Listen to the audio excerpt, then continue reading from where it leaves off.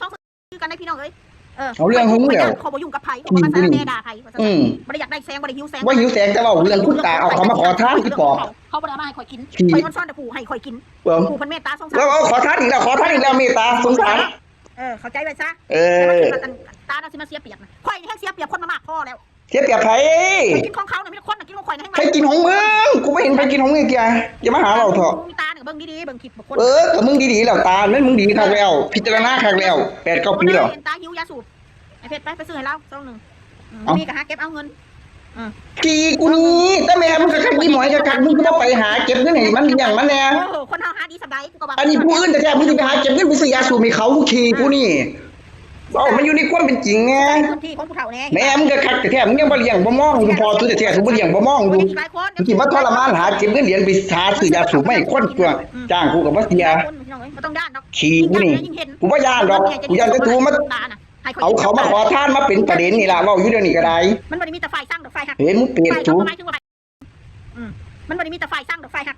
ฝ่ายเขาบ่หมายถึงว่าฝ่ายหักฝ่ายเขาเห็นเขาจะต้นสงสารกับผู้ใดสงสารผู้ใดหักก็เอาไปรูดแต่ว่ามึงอย่ามาห่วง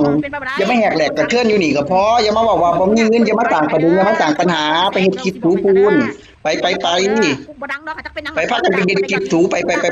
อย่ามาหาหอกแหกปากมาอยู่นี่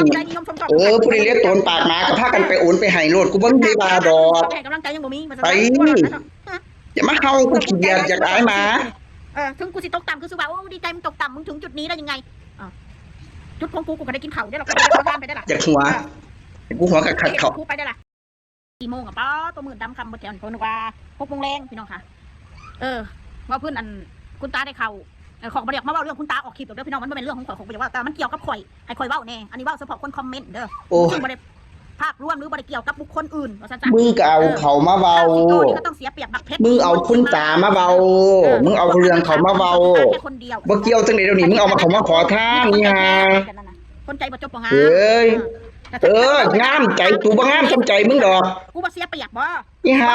อันนี้ถ้ามึงบ่คิดนะก่อนสิว่าขึ้นเฮ็ดหยังมึงสิเลี้ยงก็เลี้ยงกันไปแต่แม่อีปอบมึงสิมายากนำคนเฮ็ดหยัง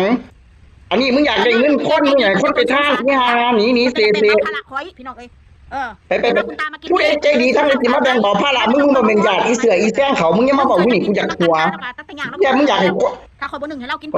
มึงยังหินถามทางซื่อๆตัวนี้เงินมึงก็ซื้อเขาเองต่างเรื่องเองต่างประเด็นเองน่ะนะบอกไว้ให้เด้อต้องการเสียเปรียบดอกบ่ต้องมาบอกกูดอกกูก็ซื้อคือเก่าโอ้ยเพชรคือครอบปอดซุมันซื้อหรือยังต้องซื้อโลดของตากับของกูบ่ต้องมาเล่าอยู่นี่บ่ต้องมาอธิบายนี่เซ่ๆไปหนีปากมาดิเด้อกูนะว่าตรงๆสักกูบ่อยากให้เราลงมาบ่อยากให้มามึงก็ด่าแต่แม่บอกว่าต้องลงมาแล้วยังก็มาหาสแตกนี่ยากพี่อันนี้มึงอยากให้มาอีปอบมึงสิว่าจังได๋ต้องการเสียเปรียบดอกที่ผ่านมาแล้วกูบ่เสียเปรียบคนติสู้ก็อยากให้คนมากินกูบ่คนบ่กูบ่อยากให้มามึงก็บอกว่าบ่ต้องมาแค่นี้ตัวกูบ่อยากติสิสุดาคนคือด่าเก่งกดแม่มึงแต่มึงปอบ FC เพิ่นซื้อมาให้กินน้ำกันอีเพจมึงอีภาคยำยองกินน้ำกันอาทิตย์1อยู่ในบ่แม่นว่าจุดประสงค์บอกว่ากูสิเอาข้าวสารมา1จะเรากิน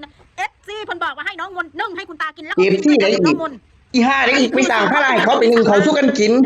ถ้าผู้ใหญ่ใจดีว่าน้องมนเงิน500 บาทซื้อมึงก็สิไปฟังFC แค่อีห่ามึงแบบที่แม่มึงสั่งก่อนมึงก็บ่ฟังอีปอบมึงต่อแหลพอนี่FCจังได๋คือสิเป็นเจ้าเป็นจอมคักแก่กูบ่เทียมมึงดอกอีปอบไปหาตัวหมาตัวแมวพุ่นกาแฟให้คุณตาก็สิเว้ายังเป็นทางการเด้อ FC ยังไม่เข้าใจมีผู้ใหญ่ใจดีไปส่งเงินมาให้200 บาทผู้นึงให้ซื้อแนวกินแล้วก็ขอถามเราแหละมี200 บาทเด้อเจ้าสิกินยังให้ได้กาแฟกับยาสูบบ่ได้ยังก็สั่งให้ได้กาแฟกับยาสูบคนซื้อยาสูบกับกาแฟให้เรานี่พี่น้องกับก๋วยเตี๋ยวกินก๋วยเตี๋ยวเราบอกค่ะเราบัดบ่อยู่จะเราไปใส่ไปหาอยู่ห้องผู้ใหญ่ใจดีหรอกผู้ใหญ่ใจดีหรอกผู้ใหญ่ใจดีต่างประเด็นผู้ใดจะไปหลงท่านให้มันเด้อ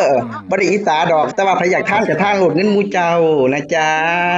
เพราะว่ามันเป็นวิธีโยนหินถามทางของแก่งนี่เด้อพี่น้องเด้อบ่ได้ไปขัดขวางดอกตามสบายขอบคุณลุงพายจ้าซื้อให้เลยตามบายว่าก็เคยเห็นคอมเมนต์ถามได้ว่าอยากซื้อวิทยุให้ตามื้อนี้เพิ่นก็ได้ส่งอีหลีซื้อโลดว่าจะซื้อด้วยความจริงใจตามสบายเงินพวกท่านไม่ใช่เงินของคนอื่นหรอกท่านไปโหลดท่านกับพวกปากหมาเฮาบ่มีไผว่าเด้อพี่น้องเด้อแต่ว่าพวกนี้เขาเคยมีประวัติเนาะตามนั้นล่ะจ้าบาย